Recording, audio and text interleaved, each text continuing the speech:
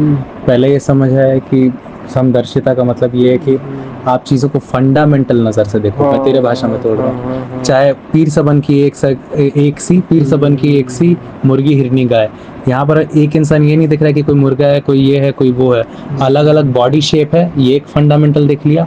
और सबका एक ही है। और नहीं, और तीनों को ही पेन हो रहा है। तो इससे ये पता चल गया कि जो कष्ट है वो शेप नहीं और साइज नहीं देखता है प्रकृति में। वो देखता है कि कष्ट है, तो फिर कष्ट एक प्रकार की फीलिंग है, एक प्रकार की संवेदना है जो कि परेशानी होती है।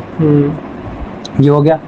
और दूसरा, एक और चीज़ जो बोले, दूसरा ये बोले थे कि आदमी जो है, इंसान, वो जब वो डिफरेंशिएट कर सकता है, वो ये समझ सकता है, उसके पास जानने की ताकत है कि इस वक्त जो इच्छा उसको हो रही है वो क्या अभी जीने के लिए ज़रूरी है। भूख रोज़ तुमको एक बार खाना है, वरना 3 दिन में मर जाएगा। लेकिन ऐसा नहीं कि तुम सेक्स नहीं करेगा 3 दिन तक तुम मर जाएगा।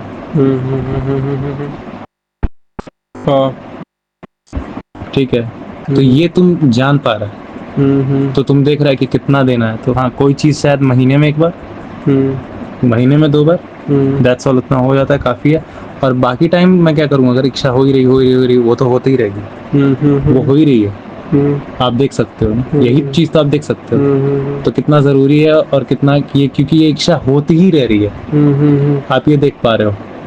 तो एक बार जब आप देख पा रहे हो कि इच्छा हो ही रही है, और मैं जब इच्छा हो रही है तो उस समय भी कष्ट होता ही है।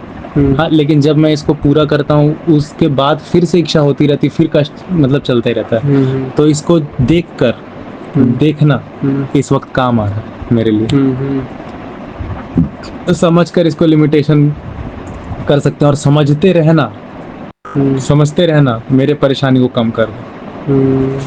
हाँ, समझते रहना। इस वक्त जब मैं समझ रहा हूँ कि यार ये तो कभी रुकता ही नहीं, रुकना ही नहीं है, ये समझ रहा है, तब ये शांति देता है समझना। ठीक है, तो मुझे और समझने की ज़रूरत है यहाँ।